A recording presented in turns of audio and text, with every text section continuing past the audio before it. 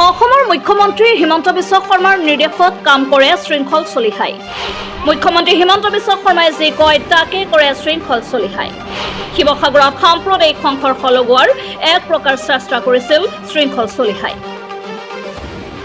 শৃংখল চলিহাৰ বিৰুদ্ধে মহা বিস্ফোৰক ৰাইজৰ দলৰ সভাপতি তথা শিৱসাগৰৰ বিধায়ক অখিল গগৈ। আজি অখিল গগৈয়ে সংবাদমেল সম্বোধন কৰি শৃংখল চলিহাৰ সন্দৰ্ভত কেইবাটাও বিস্ফোৰক অভিযোগ উত্থাপন কৰিছে। তেওঁ কয় যে অসমৰ মুখ্যমন্ত্ৰী হিমন্ত বিশ্ব শৰ্মাৰ নিৰ্দেশত কাম কৰি আছে শৃংখল চলিহাই। আনকি বীৰ লাচিত খানাৰ কথাও নুশুনে নামানে শৃংখল চলিহাই। এমাহৰ বাবে বিশ্ৰাম দিয়া হৈছে শৃংখল চলিহাক। এই শৃংখল চলিহাৰ যদি অলপো আত্মসন্মান আছে তেন্তে বীৰ লাচিত খানা ত্যাগ কৰক শৃংখল চলিহাই। বীৰ লাচিত খানাৰ নিৰ্দেশ অমান্য কৰিছিল শৃংখল চলিহাই। শিৱসাগৰত নাগৰিক সভা বেয়া পোৱা একমাত্ৰ মানুহজন হৈছে শৃংখল চলিহা। আৰু কেইজনমান তথাকথিত কেইজনমানেহে বেয়া পাইছে নাগৰিক সভা। কালিৰ নাগৰিক সভাও কৈছে শৃংখল চলিহাই ভুল কৰিছে, কিন্তু শিৱসাগৰৰ মানুহে নাগৰিক সভা ভাল পাইছে। এনেদৰে মন্তব্য কৰিছে বিধায়ক অখিল গগৈ। লাচিত খানাক ধন্যবাদ আৰু কৃতজ্ঞতা জনাইছোঁ। আপোনালোক সকলোৱে জানে যে মই বীৰ লাচিত খানালৈ এখন চিঠি দিছিলোঁ। তেখেতসকলৰ মুখ্য সচিব ৰন্তু পানী ফুকনলৈ মই এখন চিঠি দিছিলোঁ আৰু চিঠিত মই শৃংখল চলিহাই কেনেদৰে শিৱসাগৰত সাম্প্ৰদায়িক সংঘাত লগাব খুজিছে আৰু সমগ্ৰ অসমত তেওঁ কেনেকৈ মুখ্যমন্ত্ৰীৰ হৈ কাম কৰিছে, বিজেপি RSSৰ হৈ কাম কৰিছে, সেই কথাটো মই আঙুলিয়াই দিছিলোঁ। কিন্তু কালি যেতিয়া নাগৰিক সভাই পোনপটীয়াকৈ শৃংখল চলিহাৰ নাম যিহেতু কালি পোনপটীয়াকৈ নাগৰিক সভাই ল'লে যে তেওঁ শিৱসাগৰত সাম্প্ৰদায়িক সংঘাত লগাবলৈ চেষ্টা কৰিছে।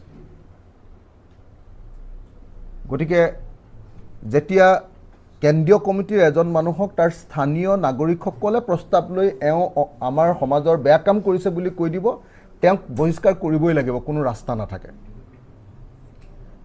কালি ৰাইজৰ দলৰ যদি কেন্দ্ৰীয় কমিটিৰ এজন বিষয়ববীয়া কিবা বেয়া কামৰ কাৰণে কালি শিৱসাগৰত যদি প্ৰস্তাৱ লয় যে নাই এওঁ সাম্প্ৰদায়িক সংঘৰ্ষ লগাবলৈ লৈছে, তেতিয়াহ'লে তেওঁক আমি দলে বহিষ্কাৰ কৰিবই লাগিব। গতিকে কালি নাগৰিক সভাৰ এটা ডাঙৰ ফলাফল হ'ল যে কালি শৃংখল চলিহাক নাগৰিক সভাই নাকি লগালে। আৰু সেই নাকি লগোৱাৰ কাৰণে মই বীৰ লাচিত খানাক ধন্যবাদ জ্ঞাপন কৰিছোঁ। কিন্তু তাৰ অৰ্থ নিশ্চয় এইটো নহয় যে আমি খিলঞ্জীয়া মানুহৰ অধিকাৰ নিবিচাৰিম। তাৰ অৰ্থ নিশ্চয় এইটো নহয় যে খিলঞ্জীয়া মানুহৰ নেতৃত্বৰ কথা আমি নক'ম। আমি হাজাৰবাৰ খিলঞ্জীয়া মানুহৰ নেতৃত্বৰ কথা ক'ম, খিলঞ্জীয়া মানুহৰ অধিকাৰৰ কথা ক'ম। কিন্তু খিলঞ্জীয়া মানুহৰ অধিকাৰৰ কথা কওঁতে ধৰ্মৰ ভিত্তিত খিলঞ্জীয়া মানুহৰ মাজত আকৌ সাম্প্ৰদায়িক সংঘাত লগাবলৈ আমি চাব নালাগিব। ডিফাৰেঞ্চ এইখিনিয়ে, পাৰ্থক্য এইখিনিয়ে যে খিলঞ্জীয়া মুছলমান গৰীয়াসকলৰ লগত বা মৰিয়াসকলৰ লগত আমি খিলঞ্জীয়া অসমীয়া মানুহবিলাকে যদি যুদ্ধ কৰিবলৈ যাওঁ, সেইটোতো আৰু কেতিয়াও হ'ব নোৱাৰে।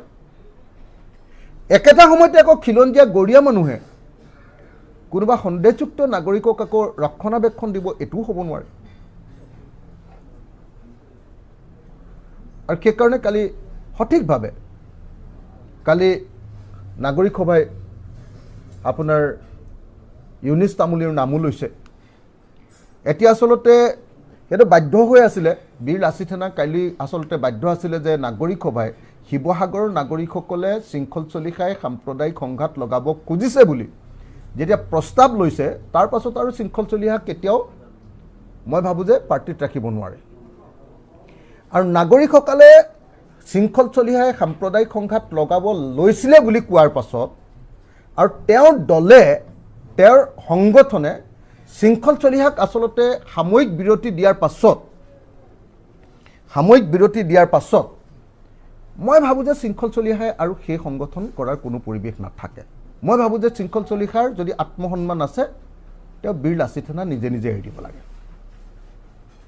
যদি আত্মসন্মান আছে আৰু যদি সঁচাকৈ তেনেকৈ আমাৰ শিৱসাগৰত কোনো সন্দেহযুক্ত নাগৰিকে চৰকাৰী মাটি দখল কৰি আছে, ভাড়াঘৰটোতো আমি একো কৰিব নোৱাৰোঁ।